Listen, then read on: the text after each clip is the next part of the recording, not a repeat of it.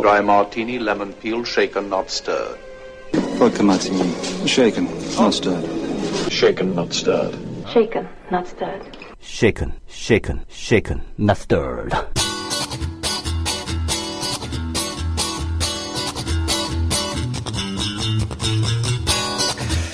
세월호 침몰 사건을 지켜보면서요. 지난해 개봉했던 톰 행크스 주연의 영화 캡틴 필립스라는 작품이 떠올랐습니다.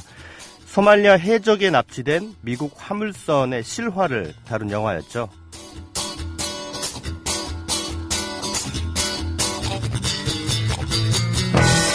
영화 보신 분들은 아시겠지만 그 영화 속에서의 선장은요, 선원들을 모두 대피시키고 스스로 해적들의 인질이 됩니다. 당연하게도요, 선장은 가장 끝까지 남을 책임을 지는 자리이기 때문이죠. 이번 사건의 선장은 승객들을 내팽개치고 가장 먼저 탈출해서 비난을 받고 있습니다.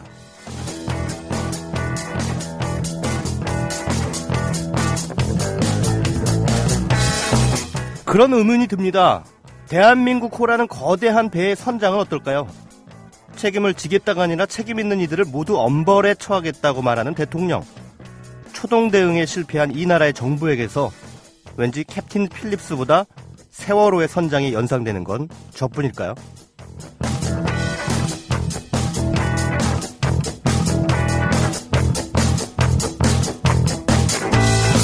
영화를 통해서 세상을 들여다봅니다. 최광의 영화 쉐이킷 국민카페 공개 생방송으로 지금 출발합니다.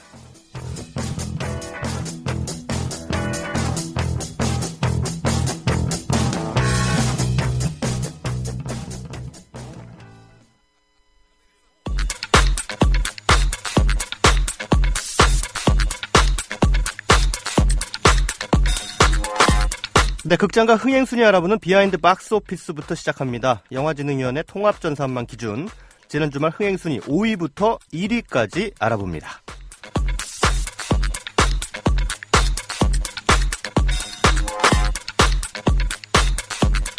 세월호 참사 여파로 극장가의 관객들이 많이 줄었습니다. 평소보다 약 30% 정도가 감소했다는데요.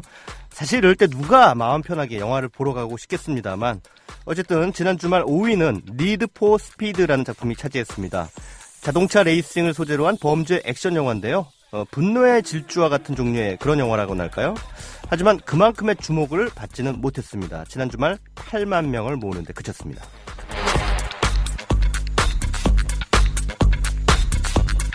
예수 그리스도의 삶을 담은 기독교 영화 선 오브 갓이 한 주 전에 이어 4위를 유지했습니다. 지난 주말까지 25만 명의 누계 관객을 모았고요. 한국 영화 방황하는 칼날은 한 계단 내려서면서 3위에 랭크됐습니다. 일본 원작 소설을 바탕으로 만들어진 한국 영화치고 흥행에 성공한 경우가 별로 많지 않은데요. 이 작품도 예외가 되지는 못하는 분위기입니다. 지난 주말까지 80만 명 모았습니다.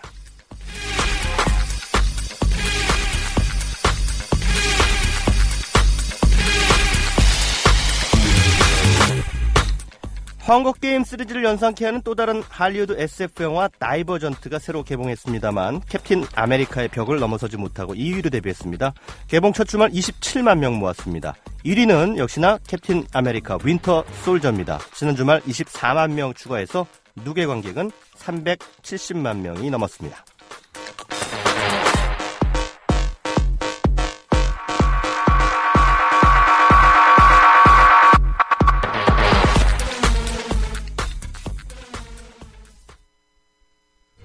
커피. 이제 아무거나 마시지 말자. 커피를 즐기는 사람들에게 질 좋은 한 잔의 커피는 하나의 권리입니다.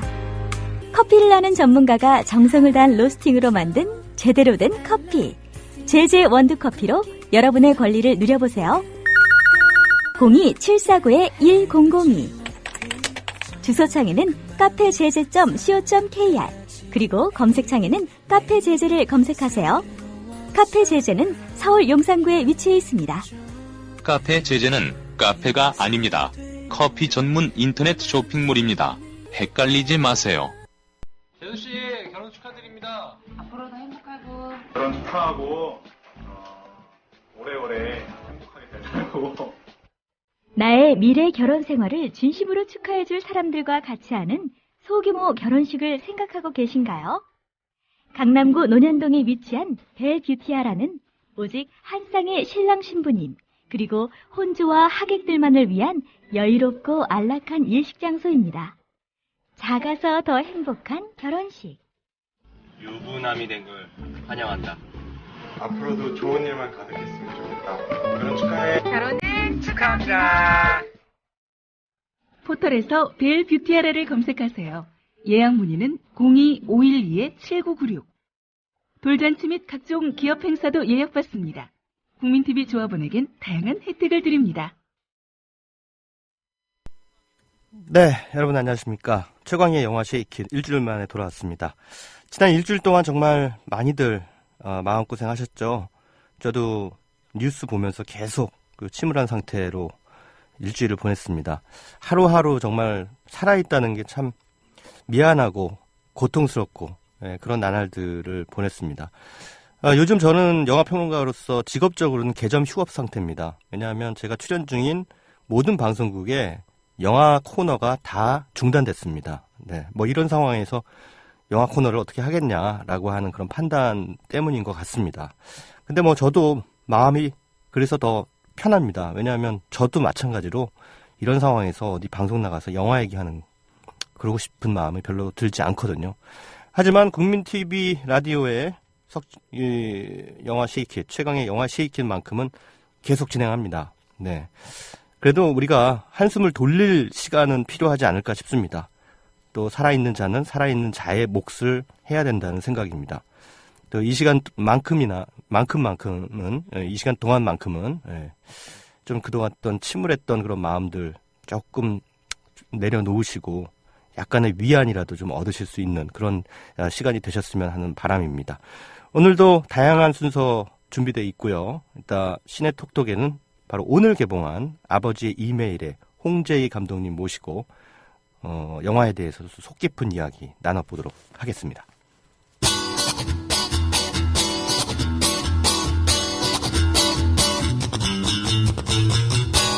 섞지 말고 흔들어.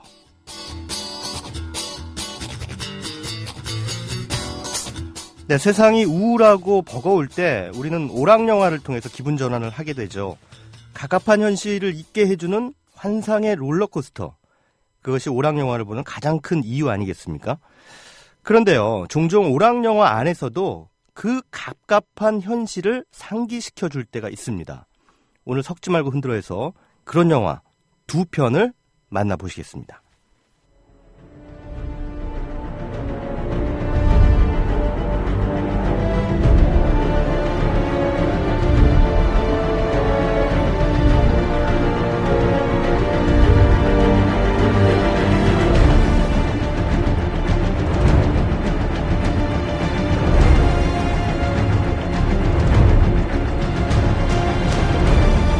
네, 우선 만나보실 영화 바로 크리스토퍼 놀란 감독의 놀라운 슈퍼히어로 영화죠. 다크나이트입니다. 개인적으로 할리우드 슈퍼히어로 영화 가운데 최고로 꼽는 작품입니다. 특히 고인이 된 히스 레저의 광적인 조커, 그 연기에 대해서는 정말이지 할 말이 없어지죠. 그렇게 이 영화를 감격하면서 봤던 관객이 저뿐만은 아니었을 겁니다. 개봉 당시인 2008년에 무려 400만 명에 달하는 관객들이 이 다크나이트가 선사하는 어두운 세계로 빠져들었었죠. 사실 언뜻 봐선 슈퍼히어로 영화치고는 지나치게 어둡지 않나 싶어서요. 전 이 영화가 그 정도로 잘 될 줄은 몰랐습니다. 미이라3 기억하시죠?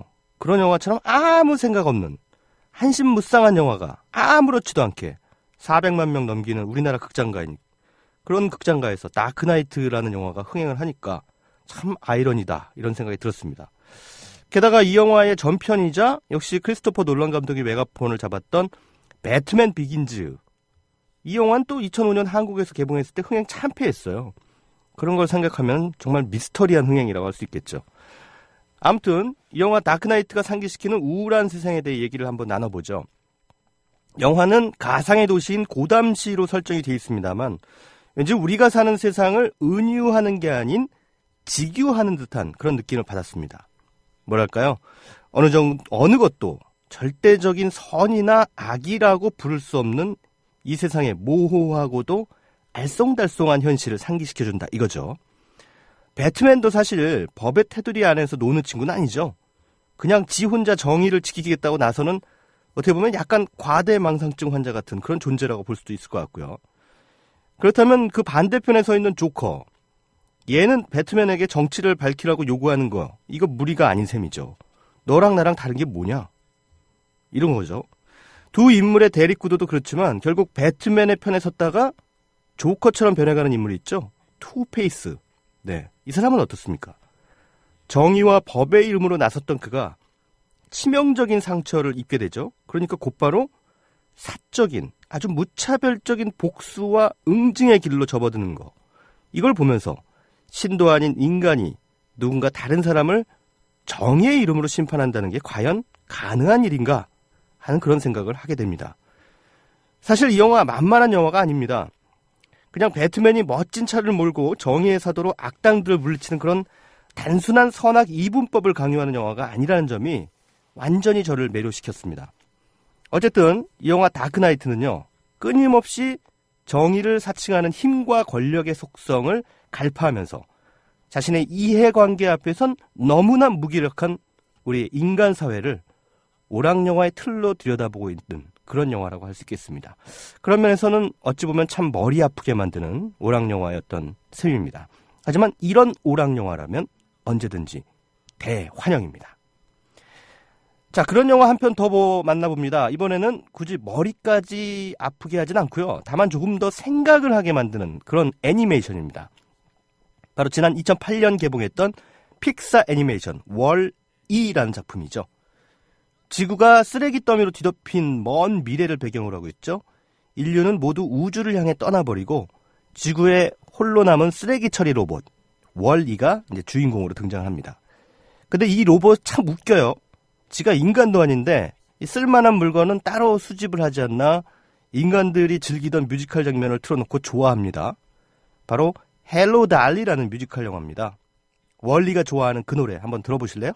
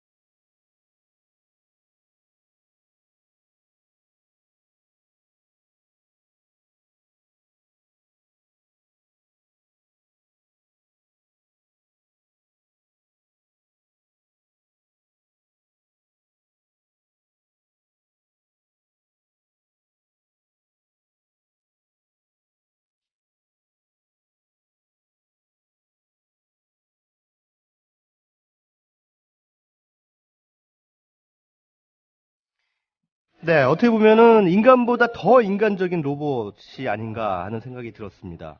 그뿐인가요? 우주 유영 중인 인간들이 파견한 지구 탐사 로봇 이브, 예, 기억하시죠? 이브와 첫눈에 사랑에 빠지고 말죠. 여자 로봇이 이름이 이브인 걸로 봐서는 마치 그 구약 성서에 나오는 아담과 이브를 연상시키는 그런 설정이었죠. 어찌 보면은 인간들의 역사를 로봇들이 다시 시작하고 있는 한편에 또 인간들은 로봇이나 다름없는 퇴보의 길로 접어든 것처럼 그렇게 영화는 묘사하고 있는데요. 끊임없이 우주를 유영하고 있는 유람선 엑시움, 여기에 인간들이 탑승해 있죠. 근데 바로 그런 모습입니다.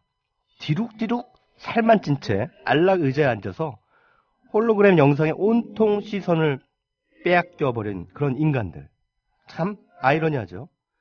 온갖 문명의 이기를 활용해서 더없이 편안한 생활하는 것처럼 보이지만 제3자인 우리 관객의 입장에서 보면 오히려 감옥에 갇혀있는 듯한 그런 느낌이 들죠.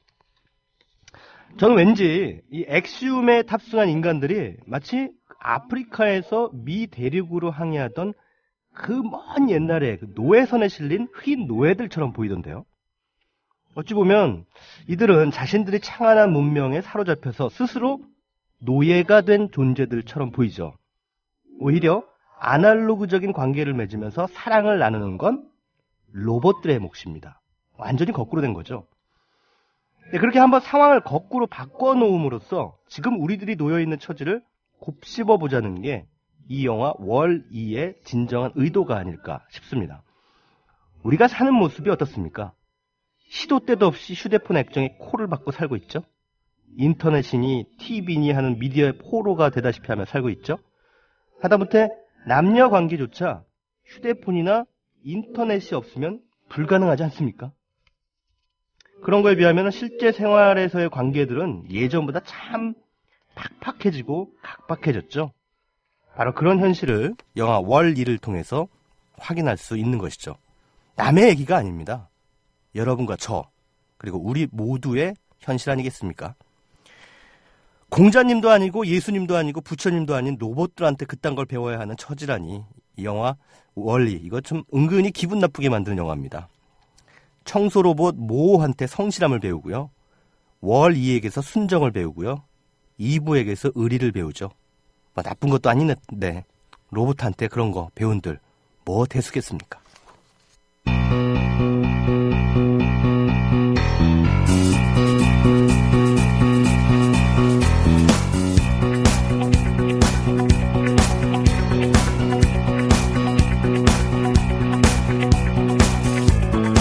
네, 이번 주 개봉하는 신작들 소개해드리고 현금 평점도 매겨봅니다. 개봉작 두루치기, 이번 주에는 두 편의 영화를 소개해드립니다.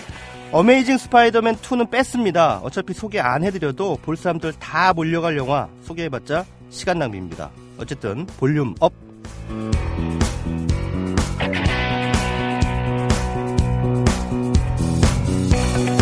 덴마크와 태국, 미국 등 무려 5개 나라가 합작한 누아르 영화 Only God Forgives가 이번 주 개봉합니다.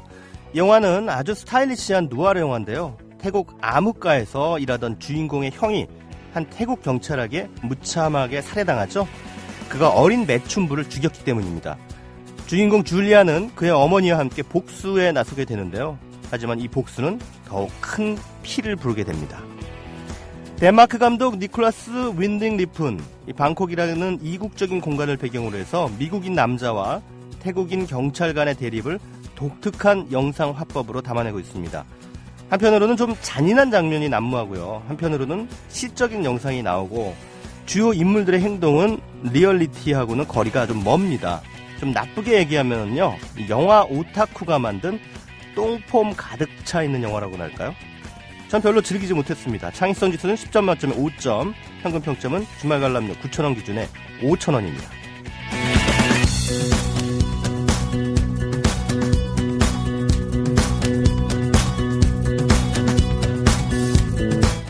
홍재희 감독이 연출한 다큐멘터리 아버지 이메일이라는 작품이 이번 주 개봉합니다. 감독 홍재희는 아버지가 알코올 우울증에 시달리다 세상을 떠난 뒤에 말년에 아버지가 자신에게 보낸 이메일들의 내용을 통해서 아버지의 삶을 재구성합니다.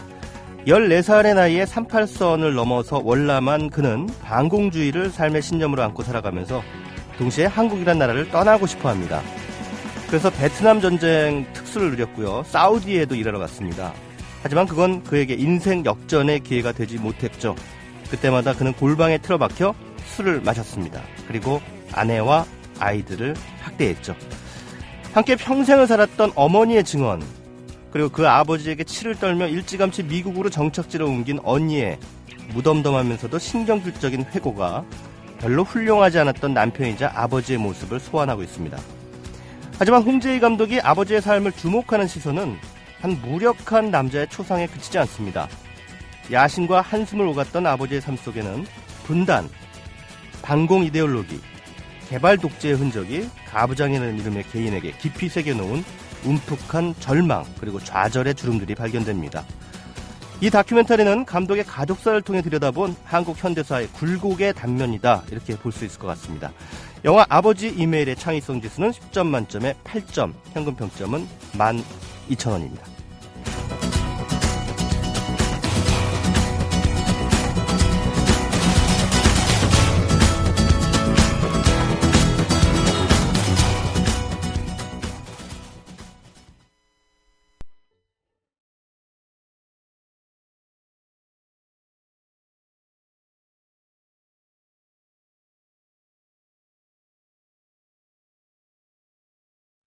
네, 영화 레옹 중 나왔던 스팅이 부른 노래입니다. Shape of My Heart 듣고 와서 시내 톡톡으로 이어갑니다.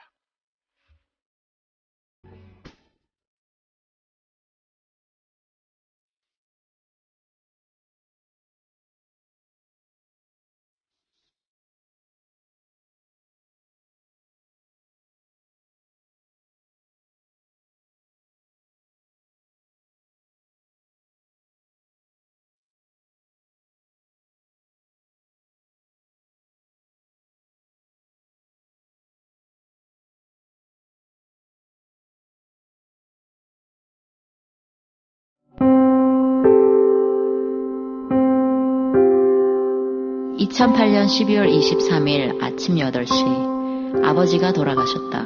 아버지는 2008년 1년간 내게 메일을 보내셨다. 컴맹이었던 아버지가 어느새 인터넷을 배워 당신의 일생을 적은 43통의 메일을 보낸 것이다. 미국서 나와서 아무것도 없고 미군 부대에서 파지 나온 오늘 장사를 했대. 그때 영어를 배우고. 그 아버지 그 노력 많이 했어. 공장비 그거 하느라고 살박같이 나가고. 크레인 부르도 다 5개인가 있었어. 크레인 가지고 얼른 가고 사우디 가고 다 한 거야. 나는 개인적으로 아빠를 존경하지 않아. 차를 들고서부터는 술 먹었잖아. 아버지랑 같이 얘기해본 적이 손에 꼽을 만큼도 없어. 집에서 술 먹거나 용납할 수 없어. 한 번은 말다툼에서 싸우는데 가슴을 쳤어. 더 이상 묻지 말어.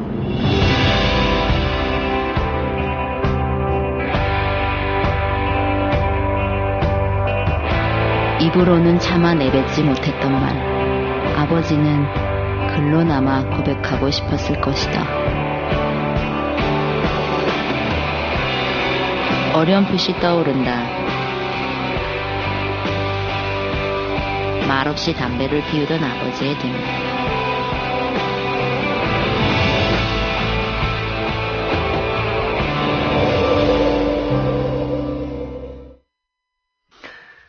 네, 대한민국의 모든 영화인들을 다 모실 때까지 이어지는 시네톡톡 시간입니다. 방금 여러분들께서 들으신 예고편은요, 바로 오늘 감독님 모시게 된 그 영화입니다. 다큐멘터리 아버지의 이메일이라고 하는 작품의 예고편입니다. 어떻습니까? 예고편.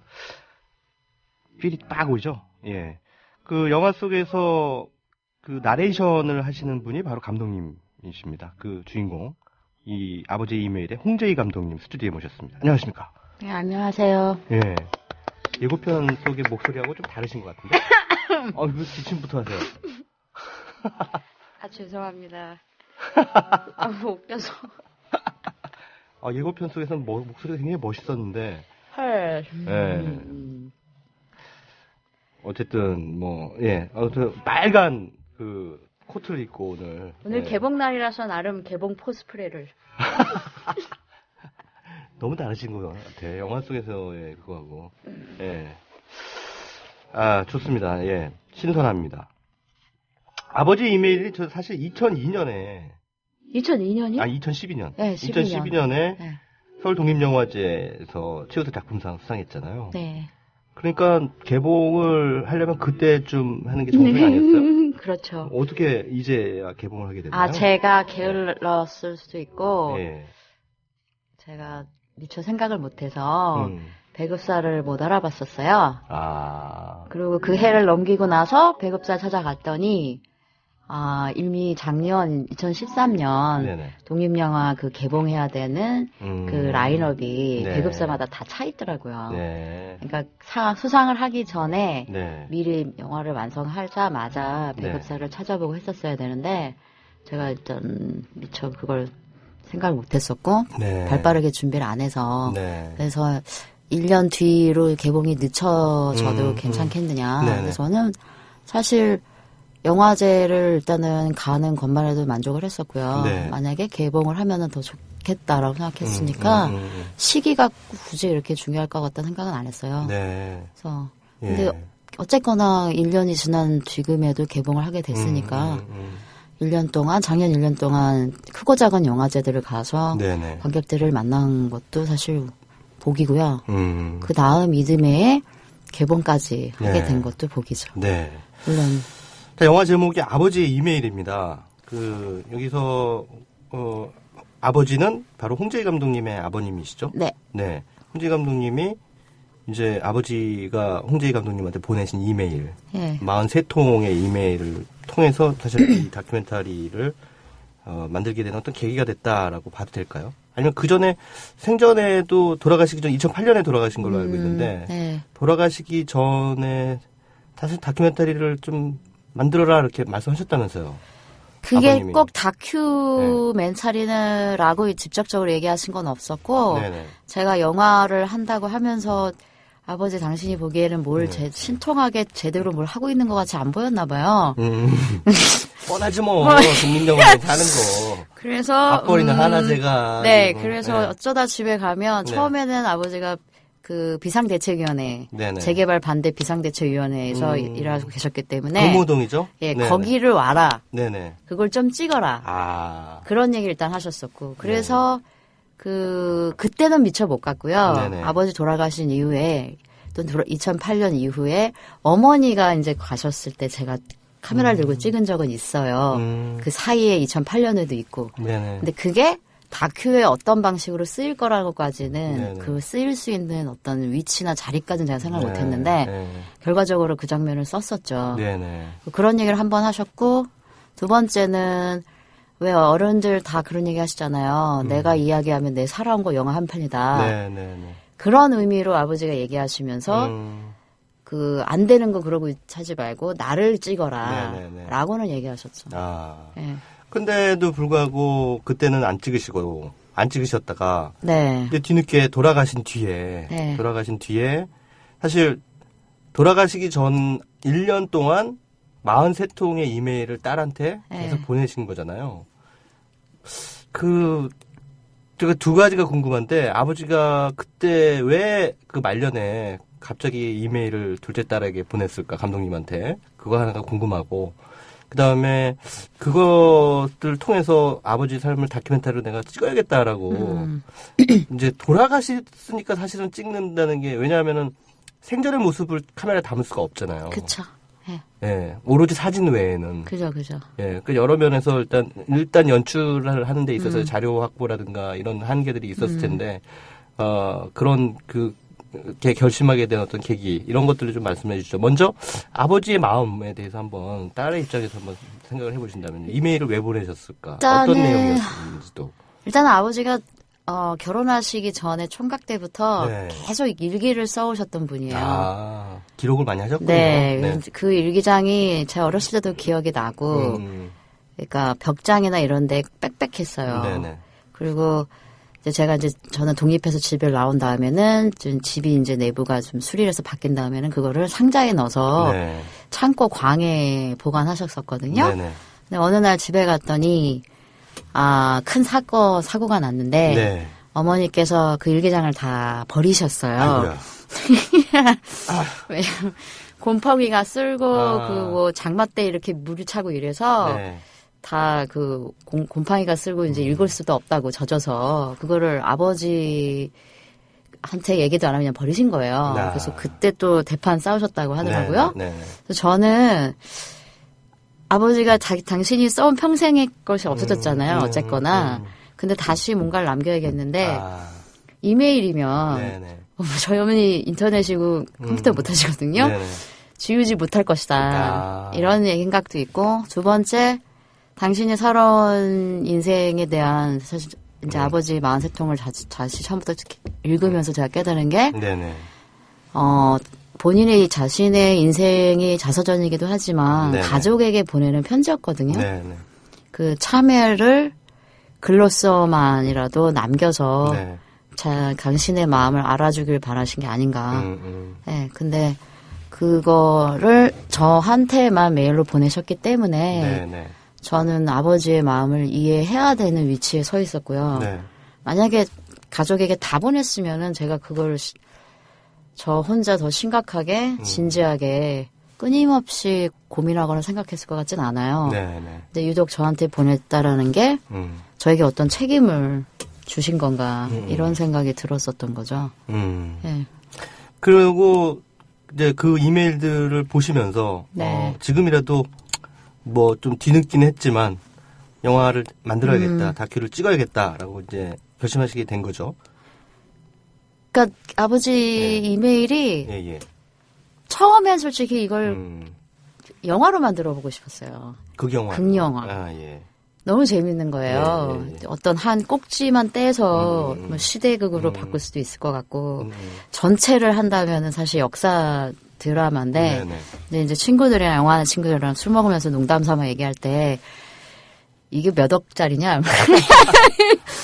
이게 독립영화는 아니잖아. 그랬더니 그치 대하 무슨 태극기를 휘날리며도 아니고 그렇죠. 이게 되지도 않을 지금 상황에서 현실적이거나 물리적으로 내가 할 수 없는 거구나. 재미는 있으나 이거는 영화하는 사람으로서 창작자로서 느끼는 강한 그 만들겠다라고 하는 어떤 욕구지 네네. 그건 아니더라고요. 네. 그런 생각도 잠깐 했었죠.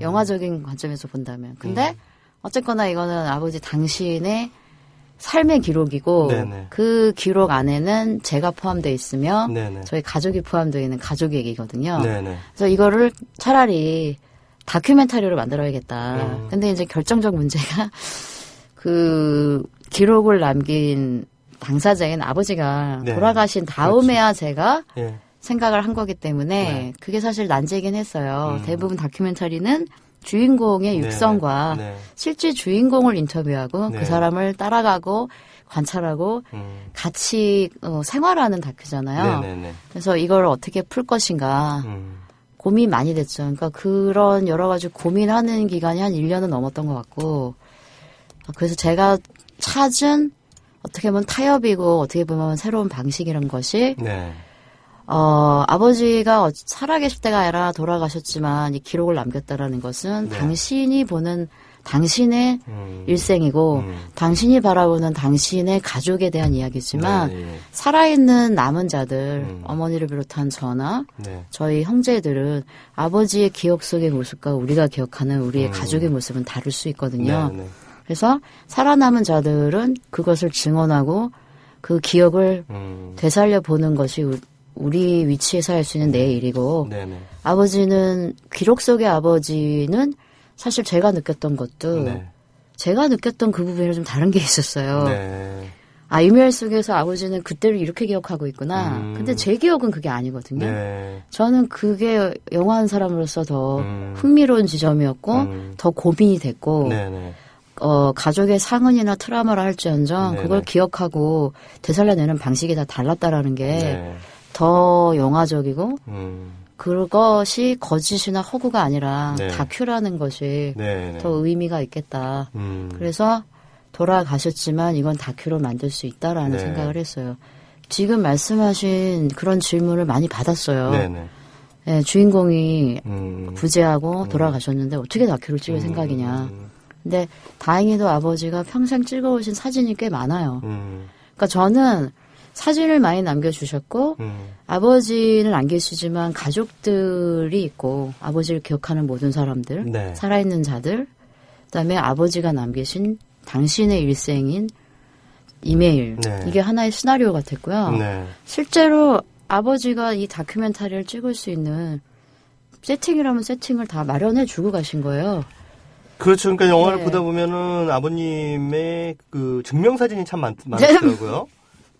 온갖 가방에서 시험도 많이 치신 것 같고 어디다 지원도 많이 하신 것 같고 취직 때문에 뭐 많이 찍으신 것 같은데 세대별로 증명사진들이 쫙 있는데 그걸 이제 몽타주로 계속 이렇게 바꿔와서 점점 이렇게 나이 들어가시는 그런 모습으로 바뀌어가는 그 장면이 굉장히 인상적이었어요. 근데 어쨌든 이 아버지의 이메일 속에서의 아버지, 그 홍재희 감독님의 뭐 친부이시자 이 영화의 주인공이신 그 아버님이 이 가족들에 의해 어떤 기억으로 소환될 때 그다지 훌륭한 아버지의 모습으로 기억되기보다는 상당히 흉포하시고 술에 찌들어 하시고 속된 말로 좋다 나쁘다라 얘기하면 나쁜 아버지죠. 나쁜 아버지. 그러니까 객관적인 모습은 어떠셨습니까? 그러니까 성장기에 감독님이 독립하실 때까지의 아버지는 어떤 존재였습니까? 나쁜 아버지죠. 떠나고 싶은, 버리고 싶은 그런 부정하고 싶은 아버지인 거고 물론 자상하고 책임감이 강하고 항상 자식들에게 애정을 보였으며 네. 부부관계가 화목했던 가정에서 자란 분이라면 네네. 제 말에 동의 안 할 수도 있어요. 근데 하지만 저는 모든 가족에게는 저마다의 불행이 있고 네네. 행복하게 보이는 가정 내에서도 네. 그 안에서의 작건 크건 간에 치부가 있다고 생각해요. 네네. 근데 이제 저한테는 성장기 때 그 치부가 너무 컸기 때문에 네. 그 치부의 모든 원인 제공자와 그 모든 고통을 불러일으키는 네. 사람은 사실 아버지라고 하는 가부장이었고 네네. 그 아버지에 대한 분노나 네. 실망감, 뭐 동생은 실망감이라고 표현하지만 네네. 어떻게 보면 무능함이 네네. 견디기 힘들었었고 네. 또는 어머니와 아버지의 관계가 부부로서 저희 어머니는 항상 그것 때문에 자식들한테 뭐 저나 다른 자식들한테도 항상 그 부분을 자책하세요. 네. 부부가 화목한 모습을 니네가 성장기 때 보여준 게 없어서 니네가 하나같이 결혼을 안 하고 삐뚤어졌다. 근데 저희 언니는 결혼했으니까 하지만 뭐 그런 부분에서 어머니를 많이 자책하시는데 네. 어쨌거나 어렸을 때 이제 한창 때 특히나 이제 아예 아기나 뭐 초등학교 들어가기 전에는 사실 그때의 기억은 어떤 내가 처해 있는 외부 상황을 객관적으로 인식할 나이는 아니잖아요. 네네. 최소한 이제 학교를 들어가서 마칠 때까지가 어떤 성장기의 나의 인식이나 가치관이나 이런 거를 뚜렷해하고 부모와 나의 관계를 분리하고 네네. 이런 시기에 아버지가 보여준 모습은 좋은 게 하나도 없었죠, 사실은. 기억 속에는. 근데 이제 제가 집을 떠나고 나서야 한 세월이 좀 더 흐르니까요. 네네. 깨달은 거 같이 살면 안 된다. 안 좋은 환경에 있는 부모 자식 사이일수록 끝까지 같이 산다고 해서 네네. 이렇게 TV 드라마와 연속극에서 얘기하는 3대가 화목하게 같이 사는 그런 이미지는 저는 환상 판타지라고 생각해요. 네, 네. 그렇지 않을 경우에 네. 계속 산다는 거는 찢어져 있는 가족관계를 땜빵하는 거지 그거는 회복이 아니거든요. 네네. 오히려 집을 떠나서 산 기간이 있을 때 저는 부모를 다시 네. 바라보게 됐어요. 네. 그러니까 그 전에 그 안에 있을 때는 그 모든 문제의 소용돌이에 저도 휘둘리고 있었기 때문에 몰랐는데 집을 떠나서 독립을 한 다음에 네네. 제 가족을, 제 부모님을, 네. 아버지를 객관적으로 볼 수 있었던 거리가 생기잖아요. 네네. 시간적 거리, 네. 공간적 거리. 네. 그게 저한테는 되게 무척 중요했어요. 네. 그리고 나니까 아버지가 그랬던 아버지뿐만이 아니라 내가 진짜 어렸을 때는 항상 영화에 나온 것처럼 소풍이랑 나들이를 데려가지고 사진을 찍어주고 맛있는 빵을 사주고 영어를 가르쳐준 아버지였었구나. 네네. 그런 모습을 기억해낼 수 있더라고요. 네. 너무나 나쁜 기억들 때문에 사실 아버지와의 좋았던 그런 그 기억들이 그 잠재의식 속에 이렇게 숨겨져 있다가 그렇죠. 어느 정도 객관적인 거리두기를 하면서 다시 회고를 해보니까 그런 풍경들이 이제 다시 이제 떠오르게 됐다라는 말씀이신 것 같습니다. 자, 영화 아버지 이메일 이번 주 개봉한 작품입니다. 아버지 이메일의 홍재희 감독님 모시고 지금 대화를 나누고 있습니다. 여러분들도 궁금하신 게 있으면 게시판에 질문 올려주시면 제가 대신 질문을 드리도록 하겠습니다. 자, 사적인 다큐멘터리잖아요. 네. 어쨌든 자신의 가족의 이야기를 담아야 되고 나의 이야기이고 하다 보면은 나름대로 딜레마나 고민들이 좀 있을 것 같아요. 일단은 까발려진다는 것이고요. 그러니까 내 집안의 어떤 치부 이런 것들을 사람들한테 보여줘야 된다는 것이고요. 그 다음에 이 영화 속에 등장하는 어머니 모든 가족들이 사실 이 작업 과정에서 인터뷰를 빙자해서 시달림을 당하셔야 되는 거예요. 그렇죠? 네. 그러니까 이게 둘째 딸이니까는 딸이 하는 거니까 억지로 뭐 해주신 거 아니겠어요? 어떻게 그런 얘기들을 그러니까 제가 뭔가를 영화를 찍는 데니까 좀 도와주자. 보아하니 뭐가 잘 안 되는 것 같은데. 어머니는 그런 마음이 처음 있으신 것 같았다가 질문이 점점 그게 들어오니까 이제 나중에 역정내시고 화를 내셨거든요. 이럴 거면 하지 말라고. 네, 그리고 언니는 사실 되게 사무적인 태도로 접근을 해서 질문할 거 있으면 빨리 물어. 아니, 언니가 성격이 굉장히 저희 언니는 장남처럼 컸어요. 그 시기에. 네, 제가 영화에서 나와주면 집 나가고 이렇게 사고치고 아버지랑 싸움하고 저는 예를 들면서 나쁜 아버지들의 전형은 일단은 무책임하지만 두 번째 무뚝뚝하고 권위적이고 그 권위적인 게 일단 자식의 어떠한 대화도 용납하지 않으며 무소불위로 가족 안에서 군림하거든요. 근데 이 군림이 경제적인 능력과 연결이 된다면 모든 가족이 그거에 어쩔 수 없이 수긍을 하거나 굴복하겠지만 결국 가부장의 권력이라는 거는 그 경제력이라고 하는 게 상실됐을 때 그 절망으로 집안에서 표출될 때는 사실 폭력이 돼요. 이럴 경우에 거기서 발생하는 증오는 상상을 초월하거든요. 사실 모든 자식들도 분열하게 되고 아버지 당신도 분열하겠지만 근데 언니 같은 경우에는 그 안에서도 첫 자식으로서의 책임을 끝까지 지켰던 사람이에요. 네. 그렇기 때문에 언니가 느끼는 분노는 도리에 대한 분노도 있어요. 저는 둘째이기 때문에 사실 가족 관계에서 첫째와 둘째가 좀 다르잖아요. 둘째는 어떻게 보면은 보편적으로 사고를 더 잘 치고 좀 더 자유롭고 네, 그리고 저희 밑에는 남자 동생이 있었기 때문에 남자로서는 또 걔가 장남이고 언니도 장남, 동생도 장남, 저만 저희 어머니가 욕하는 대로 조금 편한 포지션이었다는 말씀인가요? 상대적으로 비껴나 있었던 거죠. 예. 오히려 그래서, 저는 그런 가족 내에서의 자식으로 책임감을 있었지만 그거를 안 했거나 회피했거나 또는 무시했거나 안 하겠다고 싸웠어요. 예, 그래서 오히려 카메라를 드는 데 있어서 또는 영화를 하는 것도 사실 그런 맥락이 있는 것 같고 그래서 언니는 영화 찍는다니까 빨리 말해. 뭐 할 건데. 뭐야. 눈을 안 맞추시던데요? 네. 말씀하실 때 계속 딴 데를 보시면서 말씀하시더라고요. 그 언니분이. 그러니까 저희 자매가 사실 좀 그래요. 그러니까 저는 그게 별로 새롭지 않아요. 그래서 저는 그 언니가 이 아버지에 대한 기억을 소환하는 이 작업 자체가 굉장히 싫다라는 느낌. 싫은데 제가 물었기 때문에 아주 사무적으로 대답을 해준 거죠.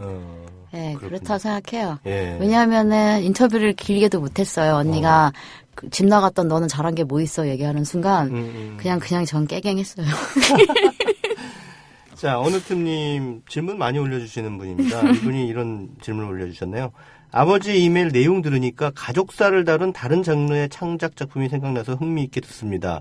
그 작품은 시대상과 밀접하게 연관된 내용인데 아버지의 이메일은 그와 달리 아주 사적인 부분을 조명한 작품인가요? 라고 질문을 던지셨는데 사실 시대상이라고 하는 것이 이 영화 속에서도 굉장히 중요한 요소로 작용하고 있죠. 중요하죠. 예. 네. 그래서 그 아버님이 살아오신 어떤 삶의 굴곡 안에 어떻게 보면은 아까 제가 개봉작 두루치기 소개해드린 대로 뭔가 좀 그 한국 현대사의 어떤 그 비극들 여러 가지 사건들 뭐 일단 분단돼서 3.8선 넘어서 월남하셨고 그 다음에 전쟁 6.25 전쟁 그 다음에 베트남 전쟁 그다음에 사우디아라비아로 또 가셨고 뭐 등등의 그 여러 가지 88 올림픽 때는 또 자원봉사하셨고 그다음에 뉴타운 재개발 뉴타운 재개발 그리고 그런 와중에서도 그 빨갱이들은 안 돼라고 하는 그 반공주의적인 신념을 굳건히 가지고 계셨고 그랬던 분이시잖아요. 한국 현대사의 어떤 부분이 그 아버지에게 어떤 그 왜곡된 어떤 가부장의 모습을 심어줬다고 한다면, 뭐 감독님 생각하시기에 뭐라고 규정할 수 있을까요? 뭐 한마디로 규정하기는 좀 어렵겠습니다만. 그쵸, 한마디로 규정하기는 어려운데 제 부모님 연세되는 세대분들을 보면 제가 어렸을 때도 아버지랑 항상 싸우고 붙었던 이유 중에 하나가 일단은 일제시대 이후에 남북 분단을 체험했던 세대잖아요. 저희는 이미 그렇게 분단된 사회에서 태어났고 자랐고 그게 피부로 어떤 의미로 다가오는가를 사실 이론적이거나 공부를 하거나 책을 통해서 아는 거지 잘 몰라요. 근데 저희 아버지 같은 경우엔 분단이라는 것이 어떻게 체화되어 있냐면 당신이 가장 그리워하는 어머니와 누나들을 만날 수 없게 된 거예요. 그러니까 10대 초반에서부터 돌아가시던 그 해까지 자신의 자의의 선택이 아니라 분단이라고 하는 체제 때문에 가족을 영영 만나지 못하게 된 사람의 고통은 무엇일까를 항상 어렸을 때부터 듣기는 했으나 네. 그게 어떤 의미로 평생 남는가에 대해서 진짜 생각을 해본 적이 없었던 것 같아요. 네, 네. 특히나 이제 저희 아버지는 북에서 요즘 말로 하면 그게 탈북이겠죠. 네, 네. 하셨을 때 그 체제가 싫어서 내려오신 분이에요. 네, 네. 그 말은 뭐 남쪽에서 북쪽으로 갈 때도 체제가 싫어서겠지만 내려왔으나 본인이 당신께서 원하신 대로의 어떤 자본주의자로서의 꿈인 성공해서 돈 버기 네네. 이게 끊임없이 실패했잖아요. 베트남이나 사우디를 갔으나 네네. 그게 기득권을 갖고 있지 않은 사람일 경우에는 진짜 운이 따라주지 않으면 실패했을 때 결국은 소시민이거나 도시 빈민으로 전락하는 거거든요. 네네. 근데 그 문제의 핵심에는 뭐 여기 스포일러 얘기해도 되는 거죠? 아, 그럼요. 불경화가 아니니까. 아, 참 다행이다. 네. 그 연자제라는 게 깔려 있었다라는 거. 그러면 연자제의 핵심은 소위 남북 분단 때문에 생겨나 어떻게 보면 레드 컴플렉스인데요. 그렇죠. 네. 그 레드 컴플렉스의 이유가 어떤 한 개인이라든가 어떤 사회의 민주주의 때문이 아니라 분단에 있다라는 게 사실 문제의 핵심인데 아버지 당신은 그게 예를 들면 북한 또는 민주주의를 얘기하는 모든 사람 그러니까 당신의 고통의 실제적인 책임을 져야 될 것이 분단과 이 사회 체제의 모순에 있다라는 거를 전혀 인식하거나 인정하지 않으셨어요. 그걸 개인으로. 대부분의 아버지 세대들은 그렇지 않나요? 그렇죠? 네. 그러니까 그게 너무 가슴이 아픈 거고 예를 들면은 그렇게 생각했었던 분이 올림픽에서 국위 선양하는 걸 되게 행복하게 여기셨거든요. 네. 그러니까 아버지 당신이 성공과 꿈이나 이민의 꿈을 이루지 못한 건 연자제라고 하는 정부의 폭압적인 어떻게 보면은 통제에 있었잖아요. 그렇죠. 근데 그걸 정부에게로 비판을 돌리지 못하는 제 아버지 세대를 보면 풀리지 않는 숙제인 거죠. 그래서 자신의 불행의 근원이 뭐 어디에 있느냐에 대한 그런 그 맥락적인 인식이라는 것이 부재하죠. 네. 네. 저희 보면 어른들, 우리 사회 소위 말하는 그 보수적인 어르신들에게서 그런 모습들이 많이 발견되잖아요. 그거를 그냥 개인의 탓으로 돌린다든가. 제가 좀 이런 얘기를 하면은 그냥 다짜고짜 아버지는 빨갱이 새끼라고 얘기하셨어요. 아니, 솔직히 저 오늘 빨간 옷 입고 나왔거든요. 솔직히 좀 그 대학 때 운동권으로도 하시고 좀 아버지 눈에는 그렇게 보이실 수밖에 없는 또. 그러니까 아버지가 그랬던 분이라는 생각이 들었기 때문에 어린 시절엔 아버지가 제일 싫어하는 거를 골라 하는 것이. 아버지를 극복하고 부정하고 저항하는 방법 중에 1순위. 아버지가 극렬하게 반대하고 폭압적인 방식으로 싫어하는 것을 반대로 한다. 그랬던 이유도 있는 것 같아요. 있었어요? 진짜?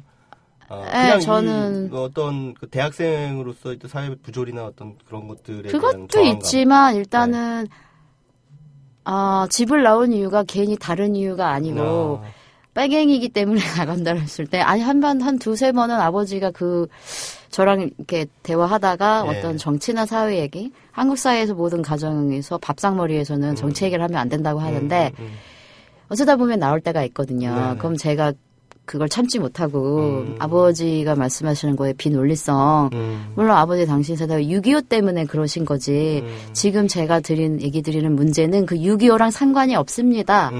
라고 얘기하는 순간 빨갱이 새끼가 나오신단 말이에요. 아니면 뭔가 숟가락이 날라오거나 아니면 제가 보던 책을 찢으시거나 그러면 살기 위해서도 집을 나와야 되고 두 번째 아버지가 너 같은 빨갱이 새끼는 집을 나가라. 이렇게 얘기하신 적도 있고. 그러니까 저는 그게 어이가 없는 거예요. 그러니까 어떤 그냥 이런 부분에서 약간 민주적으로 예를 들면 집에서 부모님과 대화를 하는 적이 있어요. 저희는 가족회의를 맨날 해요. 아버지가 민주적으로 이제 토요일마다 가족회의를 하는 날이래요.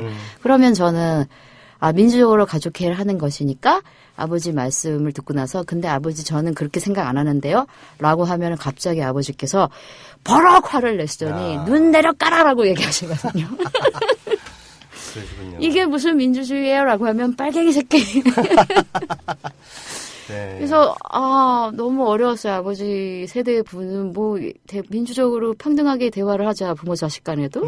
이러다가 뭔가 그거에 반대를 하거나 동의하지 않으면 네. 어디 감히가 나오시고 네. 또는 눈을 마주치고 대화를 하고 싶어요라고 얘기하면 어디 감히 애기 눈을 똑바로 보고. 네.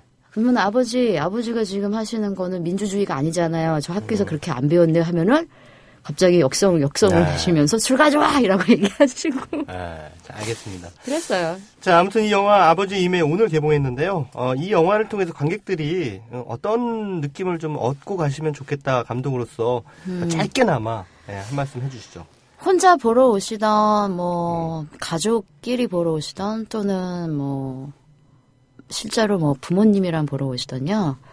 또는 가족을 꾸리기 전에 사람도 있을 것이고 가족을 이미 꾸린 관객도 있을 것이지만 가족이란 게 무엇인가에 대해서 한 번이라도 고민해 볼 수 있는 물론 제 집안의 저의 개인적인 가족사지만 어느 누구도 저희 집안의 한 인물에게 인물을 보고 또는 그 상황에서 똑같진 않지만 비슷하거나 또는 다르면서도 나의 모습을 발견할 수 있다 저는 생각해요. 네. 그런 느낌을 통해서 그냥 자신의 가족을 돌아볼 수 있는 계기만 된다면 그것만으로도 전 충분합니다.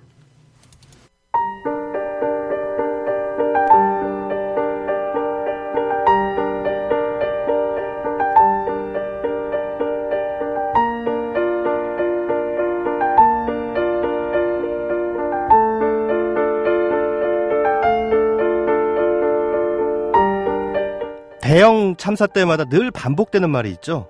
바로 안전불감증이란 말입니다. 한국 사회가 불감인 게 어찌 안전뿐일까요? 정의에 불감하고요. 민주주의에 불감하고요. 부패에 불감하고요. 배려에 불감하고요. 맥락에 불감하고요. 망각에 불감하고요. 불감증에도 불감하죠. 사실 우리는 피해자가 아닙니다. 서로 살아남겠다고 무능력하고 부패한 권력자들에게 기만당하고 질질 끌려다니면서 나라를 이 지경으로 만든 우리 모두 가해자입니다. 아침에 일어날 때마다 저는 174라는 숫자를 봅니다. 일주일이 넘도록 견고하게 변하지 않는 그 숫자. 많은 이들이 그 숫자가 175가 되고 176이 되기를 바라면서 SNS 프로필 사진으로 노란 리본을 달고 있습니다. 근데 어제 아침에 150이었던 또 다른 숫자는 하루가 지나 오늘 아침에는 159가 되어 있었습니다. 지금은 170이 넘었습니다. 슬프면서도 그것조차 어떤 종류의 안도가 됩니다. 그래, 한 명이라도 빨리 건지자. 비록 다 죽었다 하더라도 차디찬 바닷속에서 둥둥 떠다니게 하지는 말자. 미필적 고의의 가해자인 우리에게 과연 기적을 얘기할 염치라도 있는지 자문해봅니다. 최강의 영화 쉐이킷 마칠 시간이 됐습니다. 오늘의 작별곡은 굿바이 레닌 가운데 흘렀던 야한 티에르상의 Summer 78입니다. 다음 주 목요일에 뵙겠습니다.